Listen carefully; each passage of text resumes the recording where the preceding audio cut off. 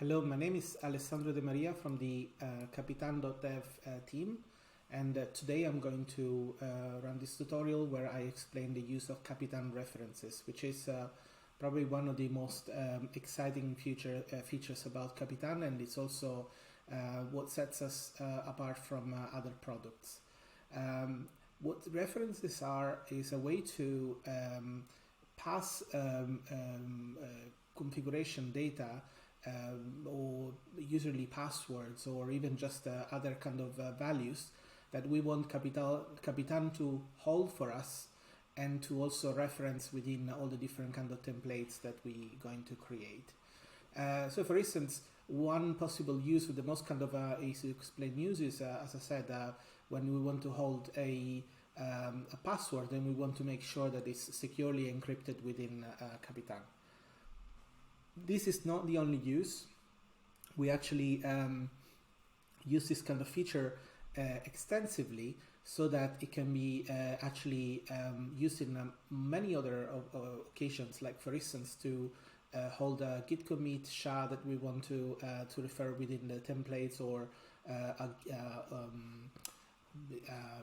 Docker image tag that we might want to refer from other places, and even just IP addresses or anything that we might want to see a variation on a per target kind of base, but also kind of a shared data across multiple targets. So for instance, if we have a token, it's something that we might want to store in our references, and then we can refer to that token from within a reference.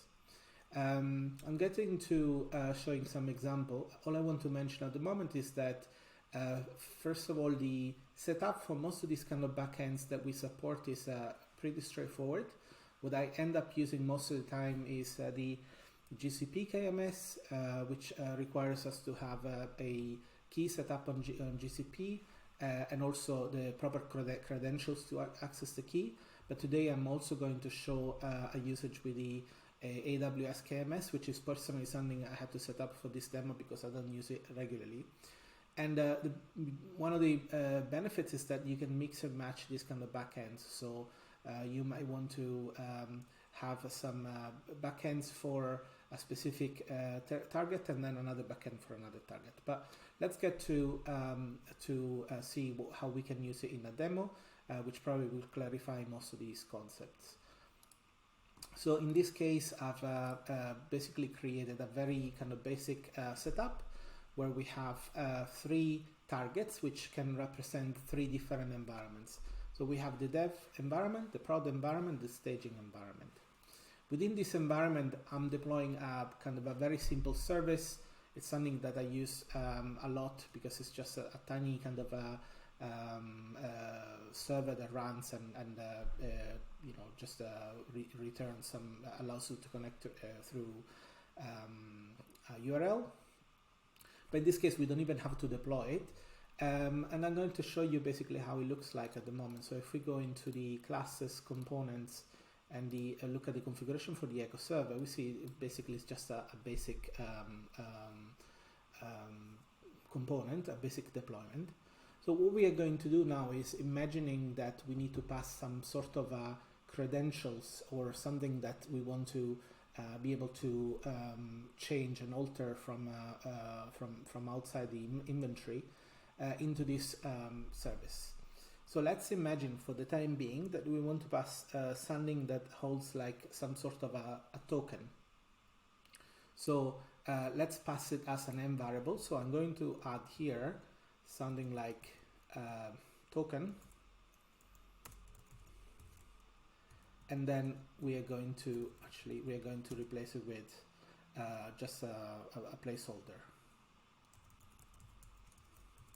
Okay, so if now we go ahead and we run Kapitan compile, this M variable will be replaced with this kind of a holder value.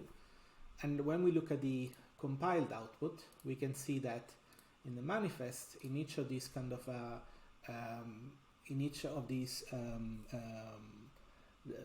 deployment resource files, we see that we have a value which is called replace me.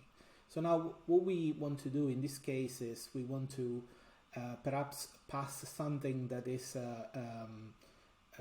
different for each of these kind of environments. So for dev, staging and prod, we would like to pass a different value of this token, right? So let's start by reorganizing this a little bit more. So normally we would be replacing this specific kind of field, but this is a little bit nested inside this configuration. So what I tend to do is create something like demo, and then we create like a holding place for the token. And then this variable will reference that kind of holding place.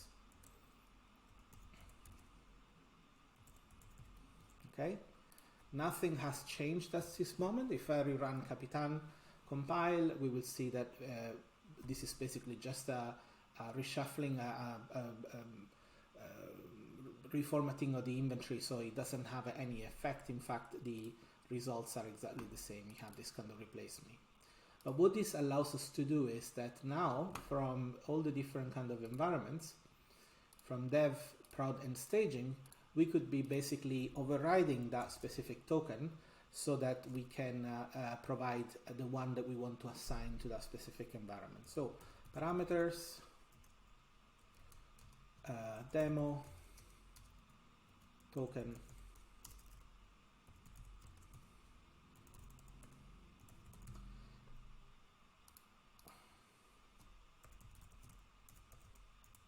okay. So we did this for dev, we are doing this now for prod, and we will be doing this for staging as well.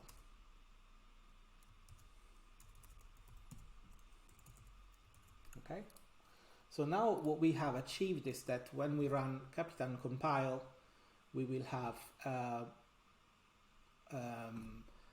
Kapitan to basically replace this kind of M variable for each this environment with the one that we passed in the target file. So far, very easy, very kind of clear, hopefully, and we can already start to see how this becomes something that is has a lot of drawbacks at the moment. So first of all, maybe we wanted to make sure that this token is not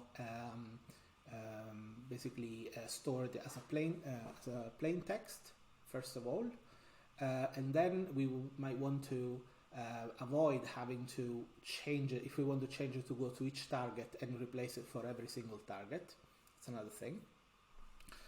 And plus, this kind of token might actually be something that we receive from an external application. At the moment, we don't have anything for visually that helps understand if in the future you might want to replace this token, where this token came from, or what you used to actually regenerate this token. So what happens most of the time is that people end up writing documentation for it. And so this can be done either in the same kind of in line with the target, where you say generate C docs token to. We could do this, but it becomes like, especially if you have many of these kind of token and other values, it might become quite difficult to manage it, especially if you are doing it for many targets. So what I'm getting into is that I would like to be in a situation where I can have this token automatically generated for us by Kapitan one way or another. Okay, so let's see what we can start doing. First of all, we introduced already the concept of using references. So let's get into the details and see how we can replace this with a reference. So a reference is basically composed in the syntax is this. It's composed of several parts. So we have first of all the kind of brackets that identify that this is a reference. Notice that we use the question mark instead of the pound sign to differentiate it from variables that we use within the inventory. And then we have basically the first part defines the kind of backend that we want to use. And as we saw before, we can have a number of backends here available. For the time being, I'm going to use the plain backend. And what the plain does is basically, as the name implies, is just going to replace this kind of value. When we compile the file, it will appear directly in the compiled file. It won't have an intermediate format to store it in an encrypted form. This is extremely helpful when you're doing demos, like in this case, where you actually just want to show the potential of using references, but you don't want to necessarily set up the whole kind of backend, especially if you're testing it at the beginning. But it's also helpful for holding other information that it doesn't really matter, and you actually want to have that kind of visibility. You want it to show in the output files directly. So the way to basically define these references is basically composed of this way. So we're going to first specify the backend we want to use. So in this case, we're going to say plain. And then we are going to define a path where we want to basically store the specific reference within the Kapitan repository. So in this case, we are going to use the something like target slash demo slash dev slash token. Okay. Now I'm going to just simply replace this value instead of the setup that we had before. And now what is going to happen now if I run this command is that it's going to fail. And I'll explain why. So what happens is now Kapitan is attempting to find this file on disk, and it's not able to kind of identify it. It doesn't know where it is because it's empty. Where it would the places where it would look is under system refs. This depends on your configuration, but it would be system refs, and then we say a target, and then dev, and a demo dev token. In this case, you can see that the demo directory doesn't exist, and also notice that I wrote target instead of target, so I'm going to replace that. Here we go. So this one, no matter what I do now, it won't compile because it doesn't find that kind of token, that it cannot find the token that I'm referring to.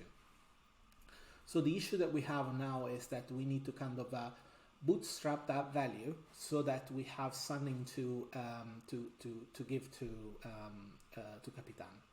So now, before we hard-coded that value, I'm going to now ask Kapitan to generate a value for us. In many cases, like probably it's not the case for this kind of token, but in many cases, like if we are creating a new password, we don't actually want to generate the password with some other system and then paste it into this setup and then reuse it. But we don't even want to care about the kind of password that we're going to use. So what we do with reference is that we provide a number of functions that we can use it to automatically assign a value to Kapitan, to this function from Kapitan. This uses a format which is almost like in Bash, this kind of setup where you say, if you don't find this, if this is fails, run this other function. So in the specific case, we are going to take advantage of one of the kind of what we call primary functions that we can use to generate the value if it doesn't exist. So given that we want to basically create something that resembles like at the moment we just want to bootstrap it, so anything is okay. So let's say imagine that we want to create something with a special kind of syntax. Actually, let's just create like a random string. So I'm going to cut this kind of setup, this kind of instruction, and I'm going to add it to the token here. So now what I'm telling Kapitan is, look for a reference in this file, and if you don't find one, generate a random string for me. One of the features to this kind of functions that you could also extend it by passing, for instance, the number of characters that you might want to generate with the reference. So we'll be able to kind of extend it to how many kind of characters you want to have. So in this case, we say generate a random string of 32 characters and replace it instead of my token. So what happens now if I run Kapitan compile again is that it's going to see that the value doesn't exist, generate it for me, and replace it into the bundle file that we saw before. So now if we go back into the echo server bundle, which is the one where we have the token variable defined, we can see this kind of value appearing out of the blue. And this is already kind of a good improvement over what we had before, because now this kind of token is like if we don't have to kind of generate it ourselves. Now, this kind of, depending on the case, you might want to bootstrap into a random variable or into a random kind of a string, or you actually want to be able to provide the value, for instance, programmatically through the command line. I'll get into the details of the mechanics a little bit later, but for the time being, what I can tell you is that if you we have a tiny script that is available on our repository, where if we go and look for something called set reference, this is just a tiny script that allows us to simplify the process of injecting a specific value into a reference. So in this case, what I'm going to do is I'm going to paste what we had before.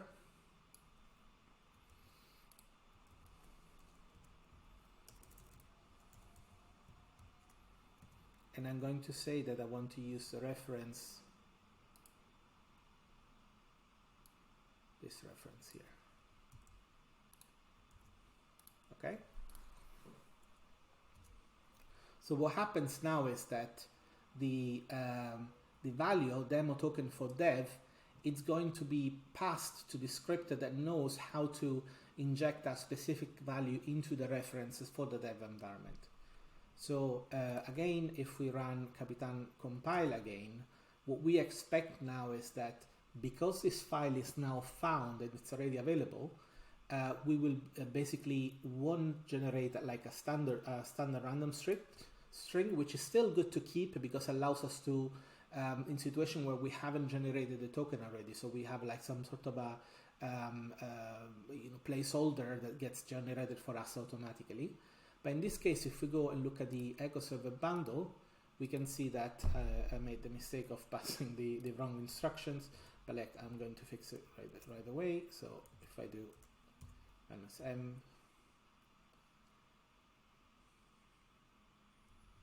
and I run Kapitan compile again, it will fix it. So -n to echo means don't append the /n to the text that I'm sending inside. Here we go, fixed. Okay. Now, as I said, we have, so let's kind of recap what we've done. We've created a reference, so which we are using the plain backend for it. We said where we want to store the references, which is targets demo dev token. And we said, if you don't find one, generate one for me automatically. And this at the moment is only for the dev environment. We still have some repetition because now we kind of need to do the same in the other environments as well. So what we could do at this point is that we can basically copy and paste this to the other environments.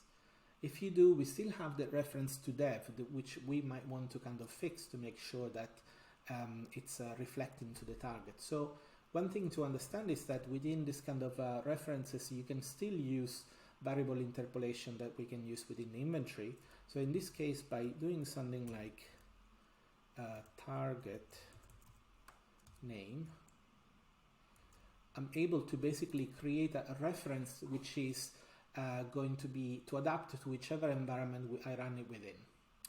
Which means that I can decide at this point to either copy this into each of these kind of targets again. So I could do this, and this will work. But what this also means is that because now it's something that it's kind of automatically generated, what we could do instead is add it to the, instead of the placeholder, we can add it directly into the placeholder, so that we don't have to kind of worry about defining in any of these environments. So what I can go ahead and do it now is just go ahead and clean up this mess so that it becomes much more clean. We don't have that need anymore to kind of override it on a environment per environment base. So if I save and now run Kapitan compile, what's going to happen is that it's going to generate again compile the three environments, and I can see that while for the dev environment I retain this kind of value that I've injected before from the command line, if I go and look at how the prod environment looks like at the moment, I can see that I have the random string because we couldn't find one for the prod environment, and so Kapitan generated one automatically for me. So what we could do now is that we could pass basically the correct value that we want from the command line. So we can do something like prod into prod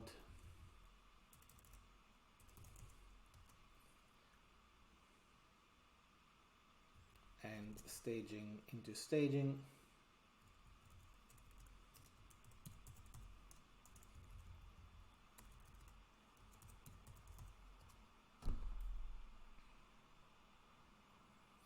And we can now basically, when we run compile, we can have pretty much the same setup we had before. If we go and look at how the Echo Server bundle looks like for prod, once it's compiled, it will go back to this default value we had before, right?